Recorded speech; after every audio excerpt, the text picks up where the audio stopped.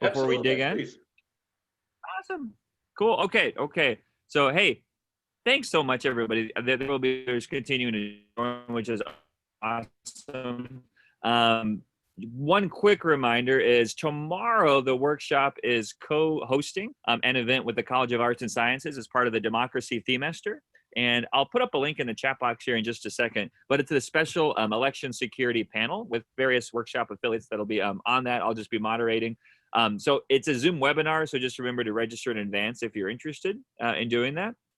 And then there's a lot of other cool stuff happening in terms of other events throughout the month of October. Plenty continuing our theme on commons governance, which I'm really excited about. Such a fantastic gathering again last week. And thanks again to Frank and to you, Bill, and to Edu and everybody involved with that wonderful event last Friday.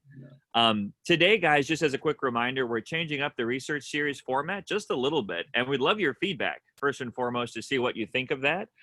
So we'll be doing 2 working group sessions in a row. Today's polycentricity, obviously. Next week is our space governance working group, which has been doing a lot of fun stuff. That's out of this world. I'm sorry. I'll keep that at a minimum.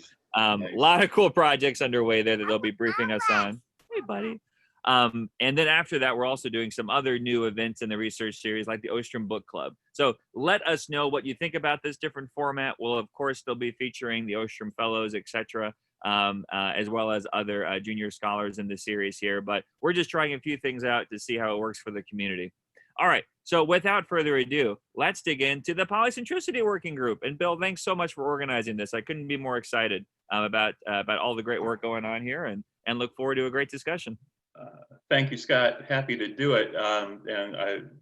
This, as Scott just said, this is new.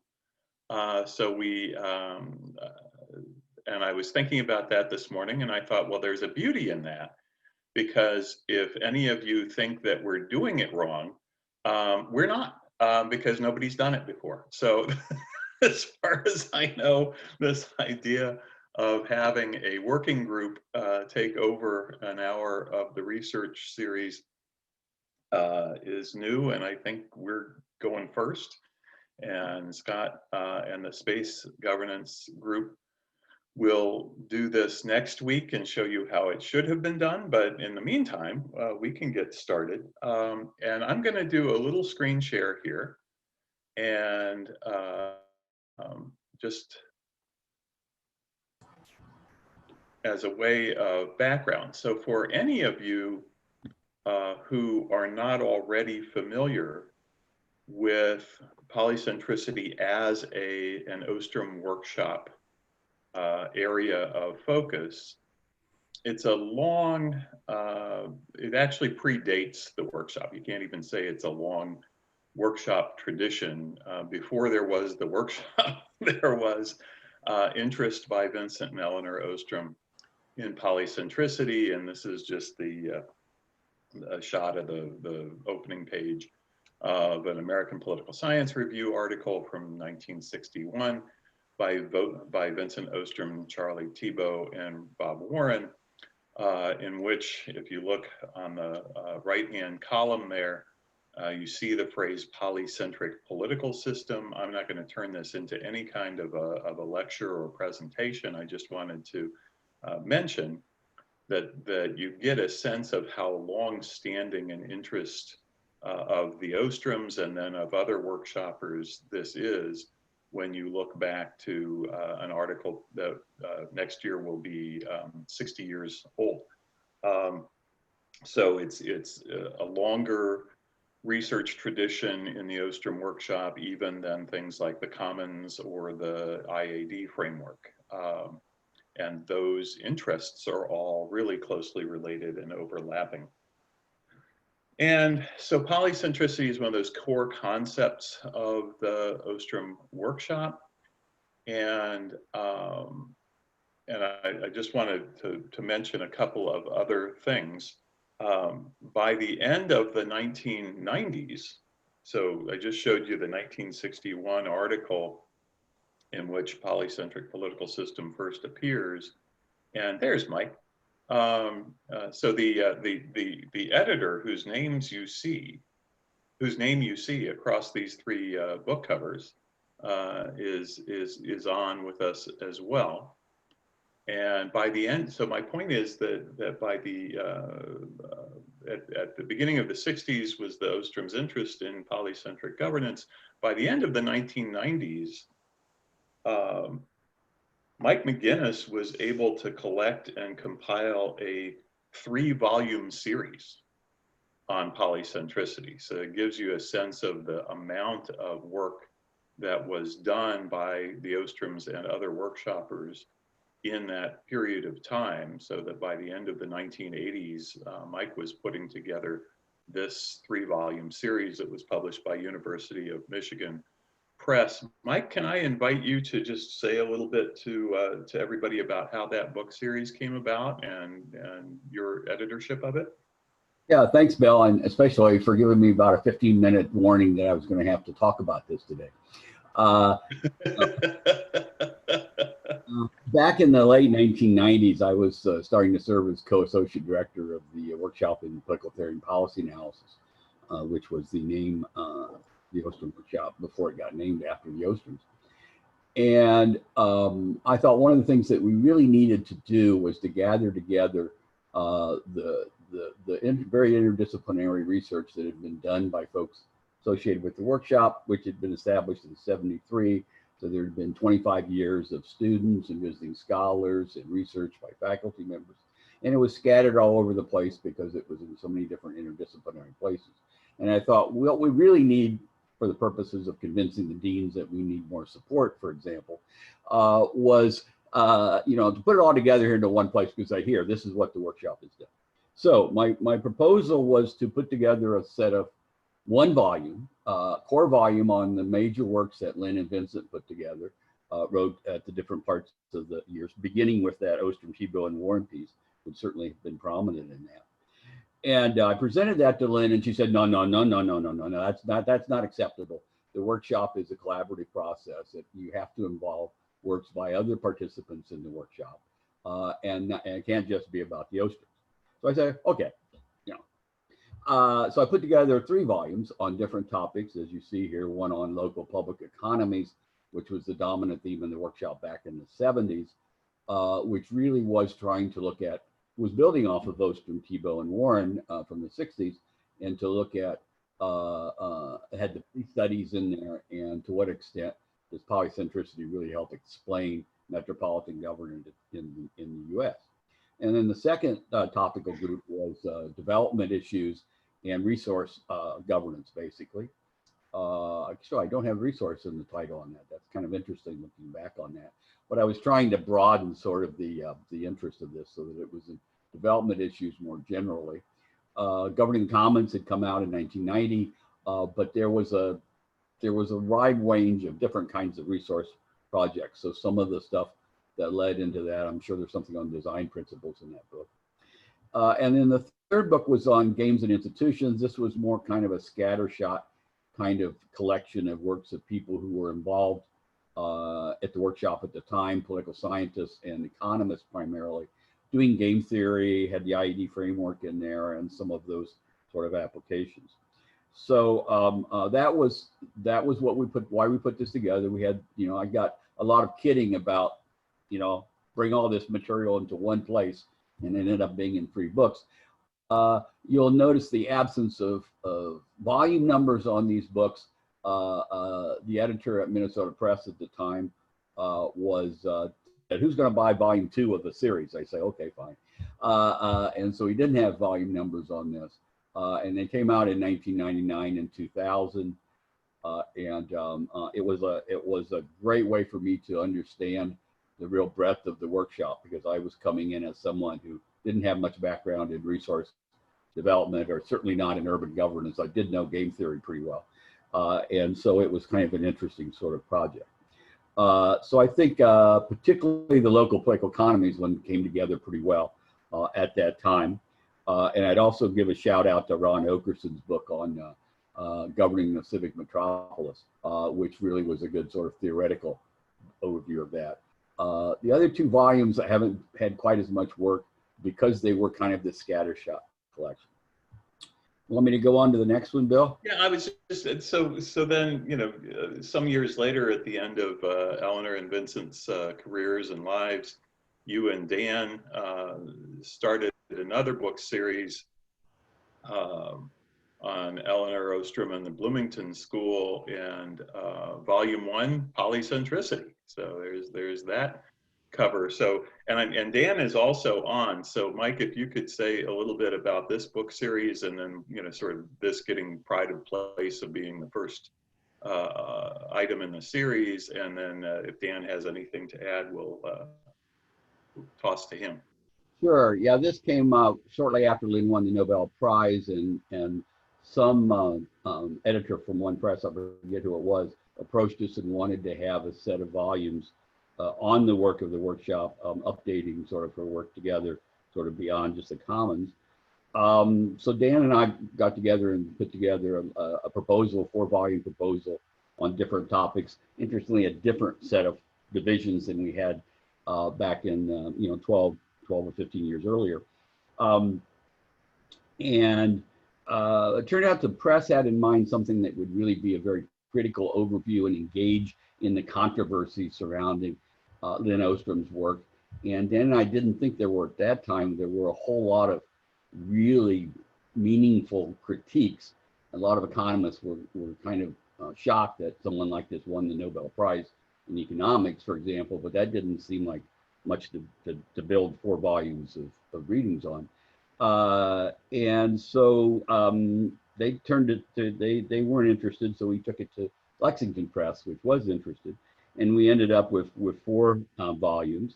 I especially like the first and the third. You've got the first one there, which I took the lead on. Dan took the lead on the second and fourth, so it was pretty nice division of labor. This first one here was really meant, this was one I thought we really needed to have out to sort of make the connection between polycentricity, which was becoming known as a consequence of Lynn's work in resource governance, winning the Nobel Prize. And I wanted to really situate it within the literature, on mainstream literature, on public administration and political science, and policy analysis more generally. And so I was really pleased we were able to put that one together. The third one that I put together was more on how to use the Id framework and examples from various different approaches. And then the 2 volumes that Dan put together nicely embedded the Ostrom's work in research and policy on property rights and resource management. And then the last one on new commons, especially global climate change kinds of issues. And I think it's worth noting that the first 3 volumes, the first 3 volume set was really just political scientists and economists. There weren't many people in other fields. Here in this series, we had quite a few anthropologists, geographers, legal scholars, including Dan. And so it really showed that the continued expansion of the workshop into different sort of areas. And if anyone takes on the challenge of sort of another series, another 15 years down the road or so, 2030 or so, it's going to be even broader with the current diversity in the workshop is really amazing. But as Bill emphasized, polycentricity has been the key theme since 10 years before this thing was even established. Yeah. Thanks, Mike. Dan, any additional thoughts on this series, or anything that you want to add to what Mike said?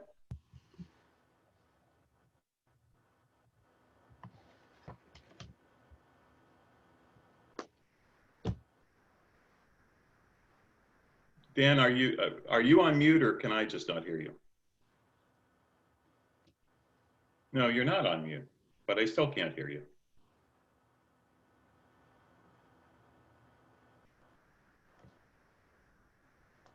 All right. So well, while Dan's working on that, can I make one more point, Bill? you can. Mike or Dan, Mike is going to continue for a little while. Not sure if you're just having a microphone issue or what, but apparently none of us can hear you. Mike, go ahead. I want to apologize for the high price of these books. We didn't have much control over that, but we can help you out. Anyone on this call who's interested in doing research in this area, we can usually help you find an electronic copy of the individual chapters. And I've told Bill that I could give him a sort of an integrated version of the introductions to each of these two series, because each one had a separate introduction, and I wanted to put those together into a nice collection. So those should be available for the listeners before too long. And I'd also like to put one other sort of shout out, if I may, to a book called Choice, Rules, and Collective Action that Phil Sabetti and Paul Glue put together by ECR Press just a few years ago. It does have the greatest hits of Lynn and Vincent in it. It was a single volume. That's sort of what I wanted to do initially. And it's kind of hard to find. Sometimes it's listed under the Ostroms. Sometimes it's listed under Iglesia as the author, but it's very, very good. So I encourage people to get a hold of that. Yeah, I agree. Thanks for mentioning that too. Okay, so I think my microphone problems are solved. Can you hear? We can hear you, man. Go ahead. Oh, great. I just wanted to say it was a great opportunity for Mike and I to go back and reread everything Vincent and Lynn ever wrote, including unpublished works. And it was a tremendous learning experience, as always. Obviously, you know, you read once through Governing the Commons or once through Vincent's 1961 paper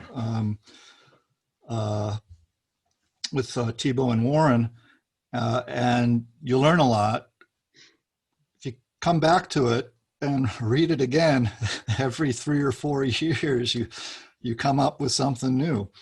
And that's, I think, part of the ongoing interest in the Ostrom's work that I think is only going to grow over time, including on polycentricity issues, is because there's so much depth. They're so rich. And so it was it's always a pleasure working with Mike on anything, but on that project, it was really fun. Thank you. So then I thought what I would share next is simply that beginning in 2014-15, and this is all sort of leading up to the working group itself. Beginning in 2014-15, Andreas Thiel and a group of affiliated faculty of the workshop started talking about a renewed push of scholarship, both theoretical and empirical, on polycentric governance. And from that came, in addition to some panels at conferences and papers given, a number of things that are especially pertinent, not just as background, but just as sort of ongoing work. This book cover you see here is from a book that came out last year from Cambridge, that Andreas and I and Dustin Garrick at Oxford co-edited, and that a number of people, including a lot of people on this call, contributed to. So that was part of this, renewed push. But the other parts, and I'm going to do a quick switch on my screen share here for a second in order to take you to something else. Another part of that is this, which is the Polycentricity website, and so credit to Brian Bruns for moving on this idea. It's one thing for a group of us to sit around in a room at a conference, as we did, and say, we ought to have a website. And it's another thing for somebody to actually go out and register the domain name and, and start making it happen. So credit to Brian for jumping on the domain name, actually reserving polycentricity.org, polycentricity.net, and polycentricity.com for us so that we could have a choice. So credit to Brian for that. Credit to Andreas and his students at University of Kassel in Germany, who actually designed and launched the site. And certainly want to give credit to the International Association for the Study of Commons, IASC, Frank van Leerhoven, Inza Piesveld, Marco Jansen, for taking over hosting of the site. So even the Polycentricity website is polycentric, which I suppose is appropriate. But the reason I wanted to put it up on the screen is not just so you could verify that it exists and not have to just take my word for it, but I wanted to show you a couple of things for those of you who are either new to or unfamiliar with polycentricity and the study of polycentricity. There are some things on this site that are worth checking out. I'm gonna launch a video here that Andreas and his students at Castle put together. So if you'll just bear with me while it loads. I think this is enjoyable enough to share, and it's maybe 2 minutes. So hopefully the volume will come through, the audio will come through.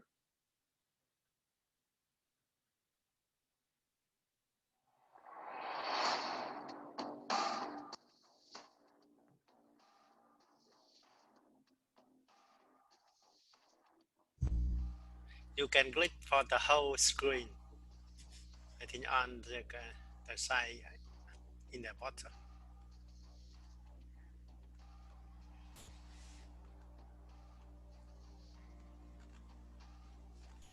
Bill, I think you can show for the whole screen instead of only a part of it for the YouTube video. Yeah, it's on the right corner, in the square in the right corner.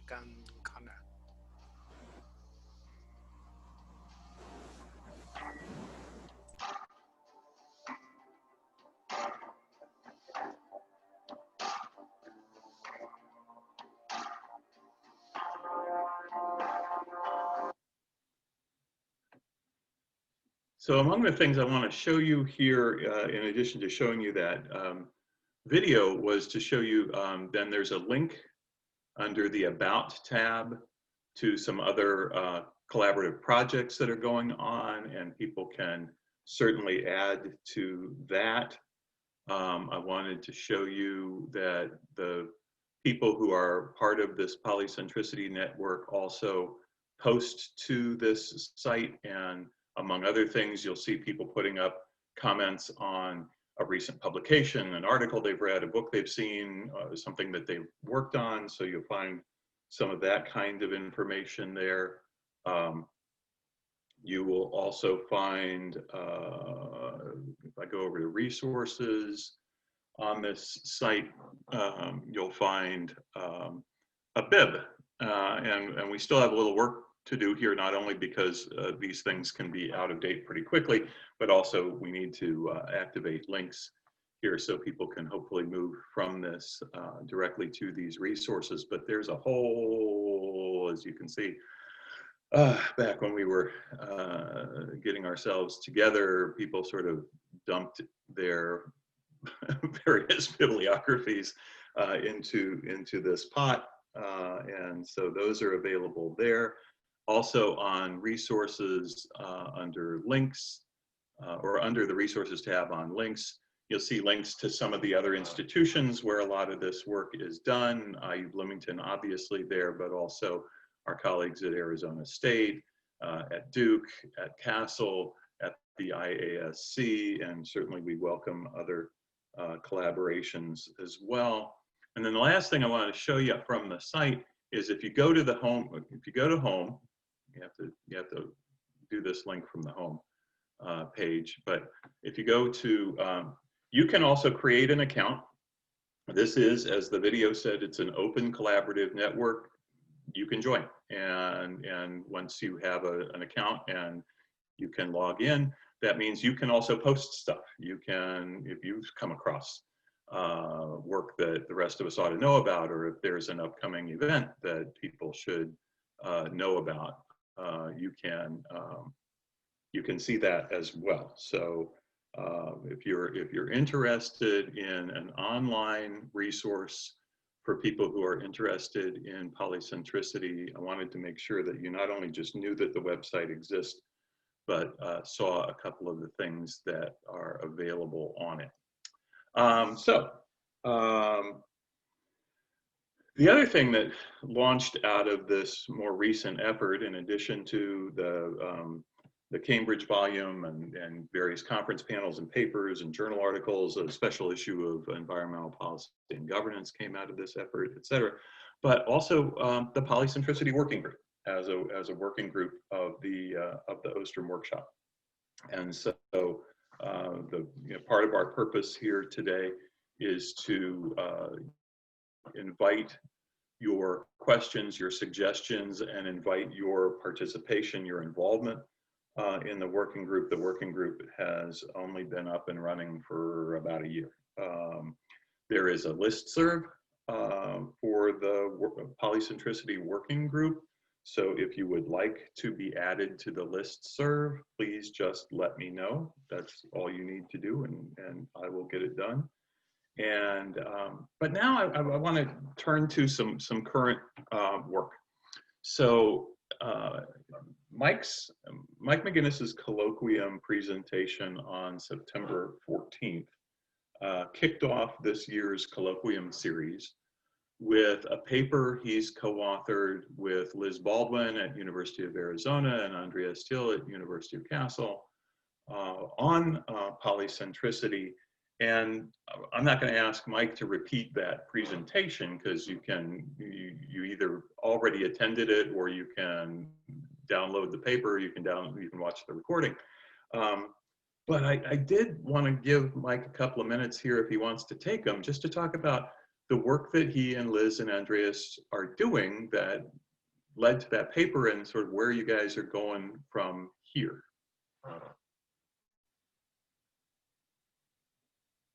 Thanks, Bill.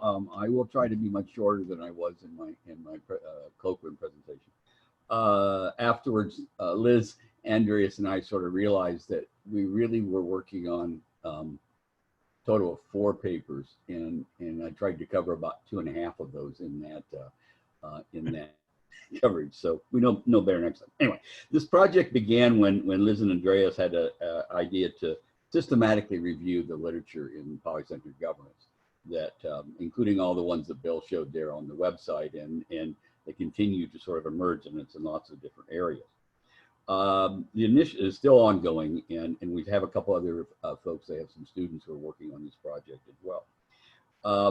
But our initial findings basically reinforced our impression that polycentric governance is typically used to describe a system or as part of a normative process of effort to sort of justify self-organization or bottom-up kind of governance. It's rarely used for purposes of explanation, and as social scientists, we find that somewhat disturbing. We would like to see more explanation. In the book that Bill just talked about, that he and Andreas and Dustin put together, was really an effort to jumpstart, to try to move these more towards explanation. So that was sort of the inspiration for that particular project. But we also began to realize how rarely the dynamics of polycentric governance are examined in the literature. It's usually a case study, relatively static in time. And when it does come up, the dynamics is usually in terms of adaptation to the environment. It's very important in the adaptive governance versions and analyses of global climate change and polycentric governance of that. But rarely looking at the internal dynamics of polycentric governance, sort of the endogenous processes that drive what happens within the system of governance.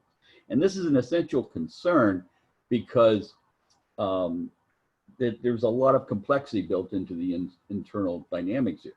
Because typically we would think about the structural components of polycentricity, set the conditions for processes through which mutual adjustment is made by various actors, and then you get policy outcomes. And so you can kind of have independent and dependent variables, whichever one you sort of explore.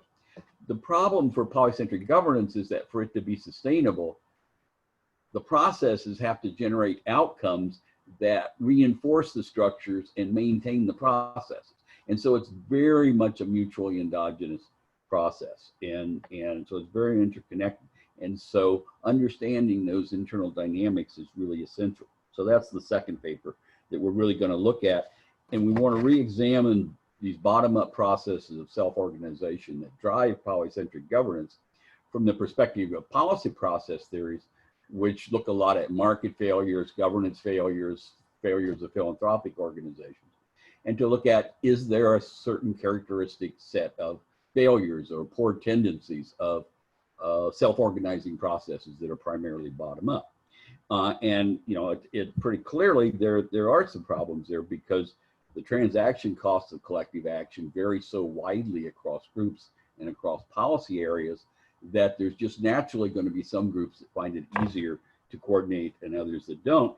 And if you build a system that's simply building with those kinds of biases, initially small differences in capacities for self-governance can really explode into chasms of inequality and unequal access to resources, and a total lack of coordination at the macro level. And we see a lot of that in some of this. And so we identified several kind of negative syndromes of polycentric governance that might occur. But then that sort of leads to the third paper that was also part of that presentation, which is that it's not just bottom-up processes going on. Polycentric governance is not just about bottom-up, because a part of what these self-organized groups do is reach out to other formal organizations, or they build new formal organizations, and those formal organizations may operate in a more top-down sort of process. And so if you want to understand polycentric governance, you got to have both bottom-up self-organization, top-down sort of stewardship and management of common resources have to be operating together. And so what we were trying to focus on is, what are the countervailing forces that those top-down organizations can exert on these emergent processes in order to maintain the sustainability of the system as a whole. And that this stewardship of polycentric governance as a resource or as an infrastructure for collective action is not just the responsibility of the top leaders at the national level, it needs to be distributed across all the actors in the system, a sort of distributed leadership or distributed governance. And then the fourth paper really comes from looking more at the normative sort of aspects of this, because the choice of the term countervailing forces was not an accident. It's very much inspired by Madison's advice to use ambition to counter ambition in the US Constitution, and in Vincent's work that really emphasized that there's a fundamental connection between polycentric governance and the normative values of liberal democracy or classical liberalism, whichever term you're most comfortable with. And we've seen one particular way in which this is connected. Vincent emphasized that these multiple organizations with overlapping jurisdictions and autonomy interact within an overarching order of law or norms or values or shared values. In his initial work in the 60s of metropolitan governance, that was all the US Constitution and all that sort of approach. But that overarching order is not just a precondition for the operation of polycentric governance at other levels. It's also an outcome that has to be maintained by those processes, okay? That those underlying order needs to be reinforced. And so there may be a reason why there's this fundamental connection between the normative appeal of something like a polycentric governance and the positive analysis, the way it sort of really works. And so we're trying to explore that. And then a still further step, which I guess will be another paper or more papers, is to go back in the literature review and look not just at work that studies polycentric governance, but that studies the same kind of thing, except it's called adaptive governance or collaborative governance or regime clusters or nexus governance or multi-level governance, lots of different sort of names. And to try to trace out what are their different kinds of normative foundations that are driving polycentric governance of different types, and even whether polycentric governance, especially if it's operating towards some of these kind of negative syndromes, might be used to help support an authoritarian government, sort of an illiberal version of polycentric governance. Huge agenda, plenty of room for others to get involved. We're having a lot of fun working through these papers, and we look forward to other chances to present and to interact with you. And we just think there's a very rich set of research questions here that deserve to be examined. Bill? Terrific. Thank you, Mike. And I'm sure that Scott was pleased to hear that we're going to get at least 3 more colloquium presentations out of you from this work. So Take 3 or 4 years, so it's not going to be Very much. so that's awesome, and I will not make the standard joke about you flunking retirement. So what we wanted to, Mike and I brainstormed about this session today, and we wanted to bring in a colleague who Mike has been in email conversation with Hannes Goegele, who is sufficiently committed to this work that he is with us from Thailand. So he's only, what is it, Hannes, like 14 time zones away or something like that? Well, let's say I'm getting closer to midnight. Yeah, it's not even Wednesday there, right? So anyway, Hannes, thank you so much for joining us. Hannes has been doing some work applying polycentricity to global health. So Hannes, can you tell people a little bit about that work? Yeah, of course, and thank you, Bill and Mike. Sounds like there's a lot going on at the workshop, but also in this working group. All the more I appreciate that you are having me today and have me talk a little bit about my most recent work. I'm going to share a very short PowerPoint with you, which I hope you all can see now. So for those of you who don't know me, my name is Hannes Goegele. I'm a PhD researcher at SOAS University of London, but right now sitting in beautiful Thailand. My PhD focuses very much on polycentricity in international organizations, and how polycentricity correlates to the implementation of global goals.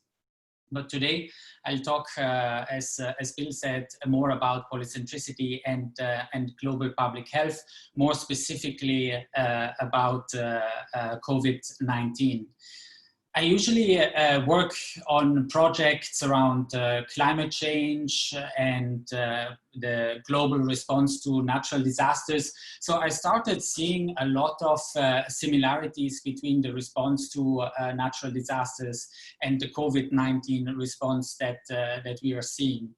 And while we certainly see a lot of good examples around the world in terms of the response, we also see that the global response is somewhat inconsistent.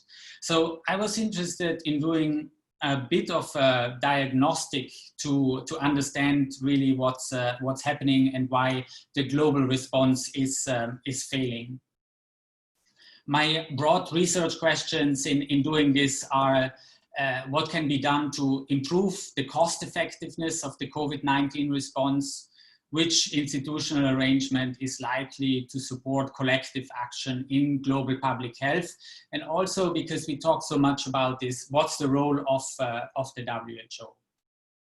So in finding an answer to these questions, I've been going back to the main building blocks of the Ostrom legacy, the Id Framework and Polycentricity.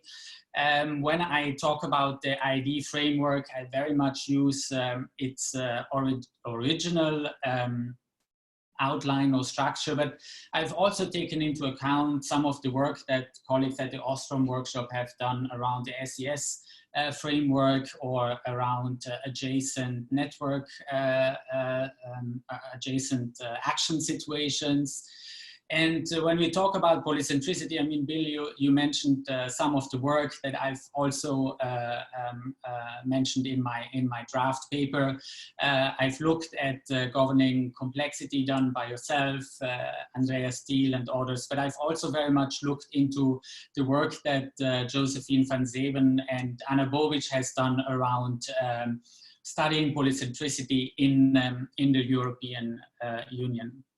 So one of the first, let me say, challenges I had really was to locate global public health in the commons literature.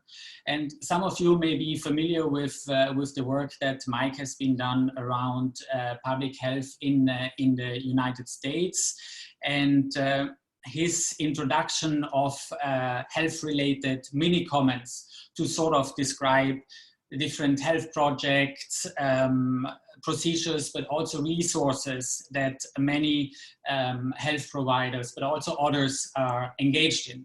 So turning to the global situation, global public health, and also the COVID-19 response, I argue that similar mini-comments exist also at a global level. And in particular, now looking at infectious disease prevention and control, I park it in the corner of public goods. And with that, I've sort of moved on to my second challenge, asking what does it really mean in terms of a good response? What's the performance of a good response? So I look at it in terms of cost effectiveness. And if you look at the graph in front of you, you can see on one side the cost in terms of the real GDP outlook done in June 2020, and on the other side compared with the sort of endeavor to save lives and the number of confirmed death cases per million.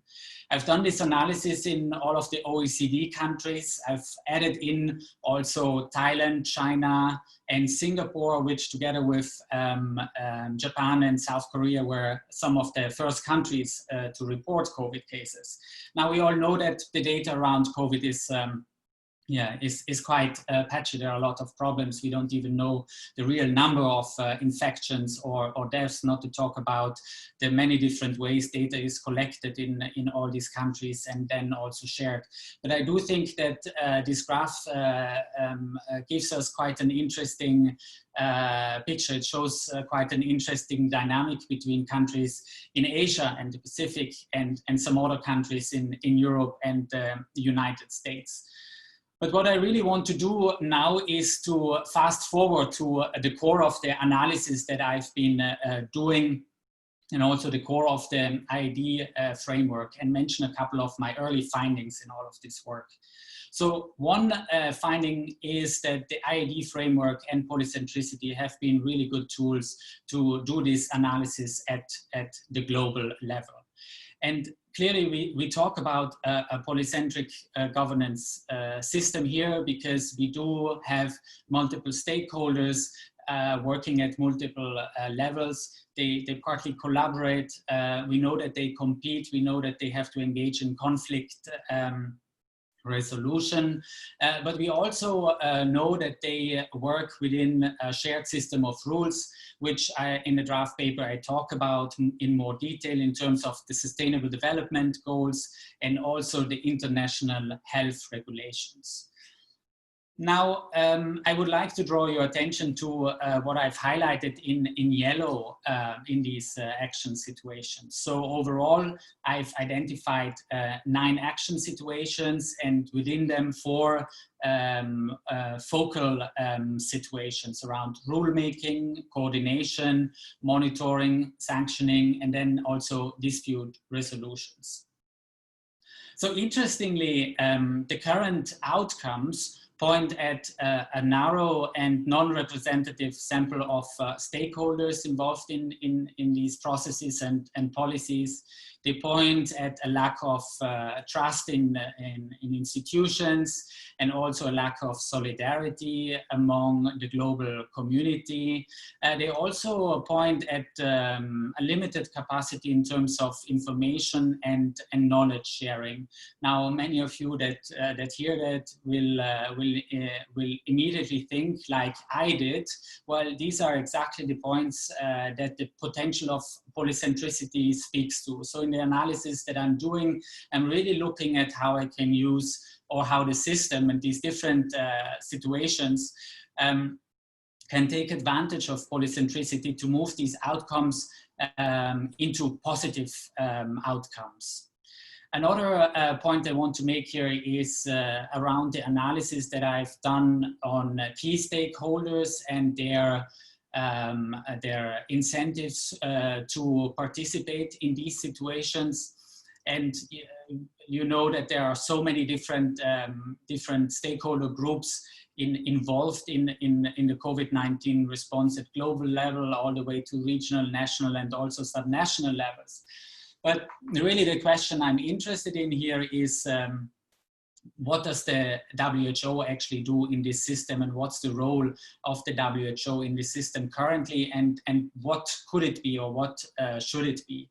So I've highlighted WHO here in these focal situations, and I call it here a focal stakeholder, because from the analysis that I've done, I can see that WHO has the strongest links to, or the most links to other nodes in this polycentric system. Now, I don't want to say that there is any sort of hierarchy between these organizations or these stakeholders at all, but I do want to say that WHO is particularly well positioned to orchestrate or to nudge this system towards orchestrating a more collective response at global level. And with that, WHO also plays a vital role in the political economy of the system. And I would even go as far as talking about the ability of WHO to increase the level of self-governance in the system. But to do that, really, my findings show that WHO also has to adjust and reform and adapt to this system in terms of becoming a more polycentric organization itself. And this brings me actually nicely to some of the challenges that I'm facing, because in suggesting that WHO could also be a more polycentric actor nested in this polycentric system of global public health. I do think, and I can see from the analysis I've done, that WHO as an organization moves in that direction, has recognized a polycentric potential. But this is somewhat in conflict. So the mission of WHO is somewhat in conflict with the vision of some of its shareholders. As we've seen, some of the member states of the WHO, they prefer going their own way. They prefer sort of free riding and separating themselves from the initiatives of the WHO. And in going forward in this research, of course, there are other challenges around the data that I've already mentioned, but also I need to really acknowledge that every context is different. And in this particular situation, there are so many different contexts that we need to consider and look at. I've done a lot of work around analyzing the biophysical conditions and also the attributes of community in these situations to identify various variables that determine what governance approaches really fit best. I have to say a big thanks to Mike for some early feedback. So thank you very much for that, and I hope the feedback keeps coming. And with that, I would also like to conclude this short first presentation about the work that I'm doing right now, and of course welcoming feedback that you have, and hoping to stay in touch with the working group on this work and also some other work that I'm doing. Thank you. Thanks so much, Hannes. Really appreciate it. That was super interesting, and I sense that we'll be wanting you to make additional presentations of the work as it comes along. I also want to take this opportunity to mention another working group that is pretty recently established, but the Ostrom workshop now has a political economy of pandemics working group. And I know this is something that Eric Nordman and Gustavo and Scott and others, were interested in. So I don't get a commission if you join their working group, but I wanted to at least mention to you that there's an additional working group of Ostrom workshop scholars with a particular interest in pandemics and how we understand the response for them. So we have about 10 minutes. If you have comments on Hannes's work, if you have comments on what Mike has talked about, or if you have questions about the working group or suggestions for the working group, I'm going to try and keep an eye on if you can use the raise hand function, which is under the participants button at the bottom of your Zoom screen, or you can use the chat to just send me a quick one-liner that says I have a question or a comment, and I will do my best to call on you, but we're going to throw it open to everybody on the call at this point.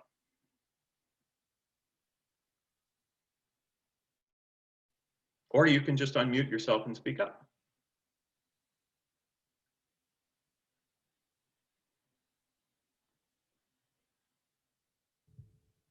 Well, I can just speak up and say I think it's really cool what you all are doing. I just can't wait to hear more. So I'm glad there are plenty of presentations coming to the channel. Yeah, there's no doubt about that. Thanks, Jamie. Yeah, we're not going to, as usual, we're not going to run out of stuff to do. We never quite seem to. And Daphne, we will make those slides available for sure. We can put that maybe even on the working group description. Yeah, thanks. Yeah, I've seen a couple of requests from people in the chat that we will we promise to follow up on. And actually, I do have a question, if it's all right. So what? So we've heard that public governance and global health are included in this polycentricity working group. What other disciplines are represented so far in the group? Oh, in the working group? Oh my goodness. We have legal scholars, we have historians, we have people in anthropology, people in public affairs, public administration, political scientists, natural resource scholars. I'm sure I'm forgetting. So Mike, Dan, anybody else who I'm forgetting in terms of Brian is a sociologist. Anyway, yeah, it's, I mean, mostly, I would say mostly social sciences and humanities folks, but certainly some folks from the natural and physical sciences as well.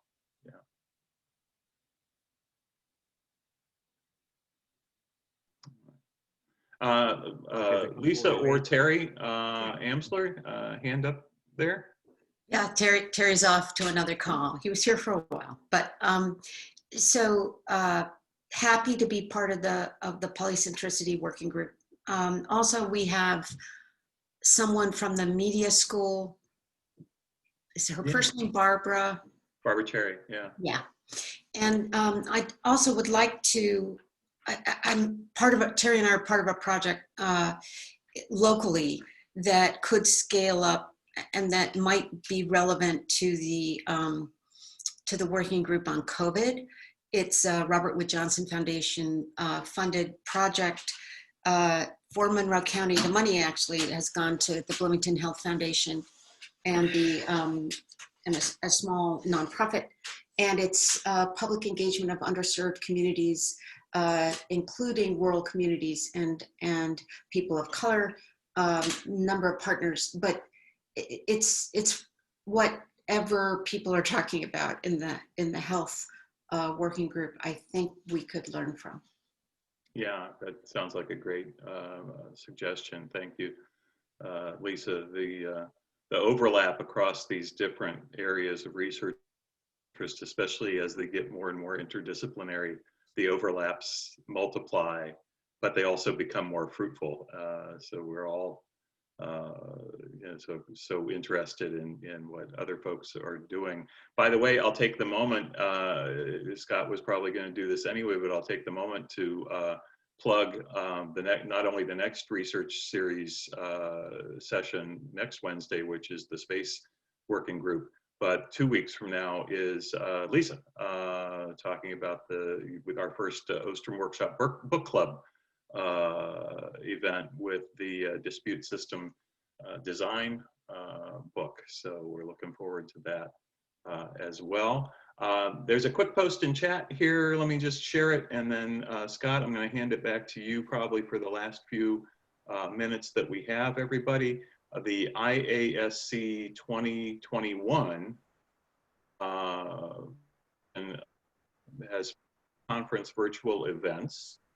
And let me just scroll back up. And there are plans for an event on polycentric governance, May 17th, 18th, 19th, 2021. And Brian has been good enough to share the link for that in the chat as well. So any of you who might be interested in that coming up event, I would recommend that you check on that. And thanks to Brian for providing that. And before I toss back to Scott, Mike, did you have anything else that you wanted to add, or anything we've overlooked or should have covered? No, I was just pleased to see that Lisa's book's getting a second book party sort of version for the workshop. That's good. Congratulations. Yeah, that's great. Yeah, that's great.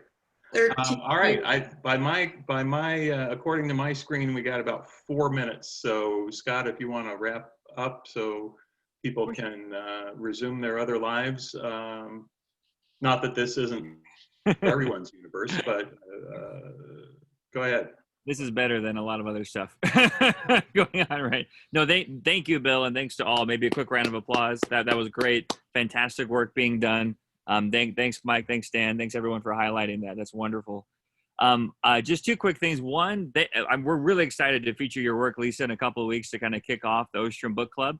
But just as a quick reminder, if any of you guys know of other books, either kind of coming out soon or recently published on the Ostroms, let us know, and we can get them added to the queue, because we'd like to do that kind of on a semi-regular basis, maybe once a month, something like that in the research series. So let us know about that. Also, one thing I was going to ask you guys, and no worries if there's no big updates to share right now, but we've been talking about kind of a new polycentricity database, loosely related maybe to the digital library and the commons. And I was just curious if you had any updates on where that process stood, or if that's something that the working group's been looking at all. It has not yet, although the working group, as I think I mentioned, met twice last academic year, and we're going to meet coming up on the 23rd. So that can be a topic for our next conversation. The reason I mentioned the meetings last year was simply, as you know, because you were in those meetings too, Scott, one of the things we talked about was how can we enrich the sort of resource base from which polycentric governance scholars all over the world can draw on, not just in terms of a bibliography or a database of publications and papers, but it would be good to broaden that out to other cases and case studies and so forth. Another thing that we're going to talk about on the 23rd is teaching. And, you know, I know that Dan talks about or teaches this stuff, and other people do too, and other people may be curious about teaching polycentricity but don't know where to start. So we'll take a little bit of our time as a group working group in the meeting third, do a little brainstorming as well. And that actually, that's a great note to discuss just really briefly as well. One of the projects that the Ostrom Fellows are helping us with this year is really expanding the teaching page on the workshop's website, including with some quick little webinars, some explainers, some descriptors, some sample syllabi, reading lists on a lot of different research streams within the workshop, including polycentricity. So that's going to be really helpful for that effort. And we'll be putting out calls later on in the semester for those types of resources. But if you guys want to preempt that and kind of throw anything our way, please let us know. That would be great. And we'll make sure to include that on the updated teaching page there. And then just briefly, I am excited about, this was fantastic, and about the space working group next week. And I just wanted to highlight that we're really featuring in that working group session a paper that has polycentricity, frankly, as its core focus. So we're talking about kind of polycentric governance in the space commons writ large. So we'll be focusing on that project at the beginning, but we'll be also talking about an upcoming IASC Space Commons Conference in 2021 that Marco is going to be beaming in and talking to us about. There's a lot of opportunities there to get involved if you're interested, as well as some other kind of work going on in that group. So that's going to be a really fun discussion as well. But it looks like we are indeed out of time. So thanks so much again, everybody, for joining. Thanks, Bill. Thanks, Mike, Dan, everybody, for the great discussion there and for highlighting this important work for the community. It's fantastic. All right. And I hope you guys all have a wonderful rest of your days, evenings, get to bed, some of you, and look forward to seeing you guys again very soon. Remember that election security panel tomorrow if you're interested, and if not, look forward to the colloquium on Monday. Thanks so much, everybody. Thanks. Bye-bye.